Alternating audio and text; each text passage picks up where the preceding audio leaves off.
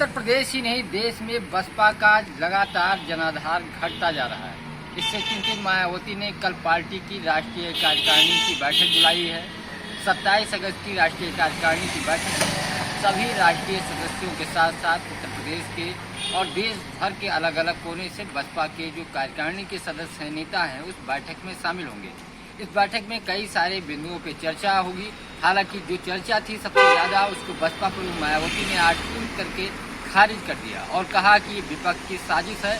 मायावती अभी राजनीति में रहेंगी, यानी बसपा प्रमुख मायावती अभी भी सक्रिय राजनीति में रहेंगी और पार्टी की राष्ट्रीय अध्यक्ष बनी रहेंगी। इसके साथ ही आकाश आनंद को नई जिम्मेदारी दी जा सकती है। हालांकि वो राष्ट्रीय कोऑर्डिनेटर है और जब दोबारा मायावती ने उनको राष्ट्रीय उपाध्यक्ष या अपना एक तरीके से कहा जा रहा है उत्तराधिकारी बनाए तो ताकतवर बनाए। अब होने वाले हरियाणा, महाराष्ट्र, जम्मू कश्मीर, झारखंड राज्यों की भी जिम्मेदारी आकाश आनंद को दी जा सकती है और आकाश आनंद बसपा के स्टार प्रचारक होंगे, क्योंकि मायावती ने अपने ट्वीट में इस बात का भी जिक्र किया है कि अस्वस्थता की वजह से जब भतीजे आकाश आनंद को जिम्मेदारी दी गई तब से विपक्ष लगातार ये अफवाह फैला रहा है कि मायावती राजनीति से दूर हो जाएंगे, संन्यास ले लेंगे।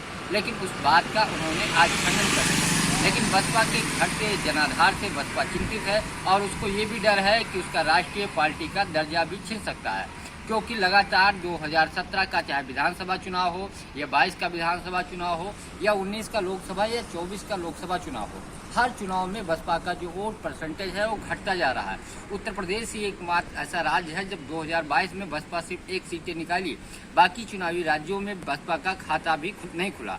ऐसे में बसपा को एक जो मानक होता है राष्ट्रीय पार्टी का दर्जा बचाए रखने के लिए, उसके लिए कुछ सीटें 4 राज्यों में सीटों का एक जो है चुनाव आयोग के अनुसार इतनी सीटें यानी 3 या 4 सीटें हर राज्य में होनी चाहिए या वोट परसेंटेज 3-4% होनी चाहिए हर राज्य में। हालांकि उत्तर प्रदेश में अभी भी बसपा के पास करीब 10% के आसपास वोट हैं, लेकिन बाकी राज्यों में बसपा को ये प्रदर्शन करना होगा।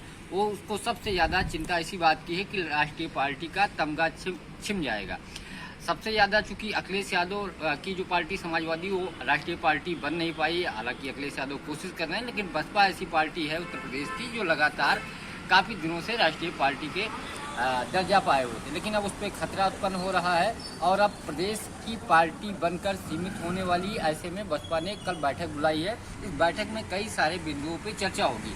सबसे ज़्यादा चर्चा ये भी होगी कि लोकसभा चुनाव में बसपा का निराशाजनक प्रदर्शन रहा और जो बसपा के वोट बैंक थे, जो वोट प्रतिशत था हर चुनाव में, वो घटता जा रहा है।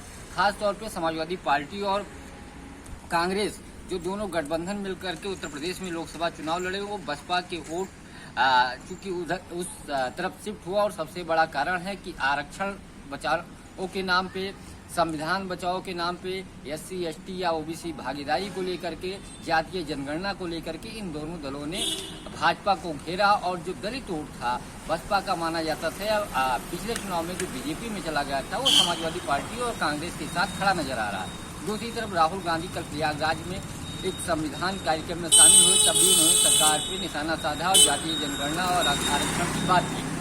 ऐसे में बसपा चिंतित है कि कहीं उनके और जो बचे वोटर हैं वो दूसरे दलों में फिर से न शिफ्ट हो जाए। ऐसे में एक रणनीति के तहत बैठक बुलाई गई है।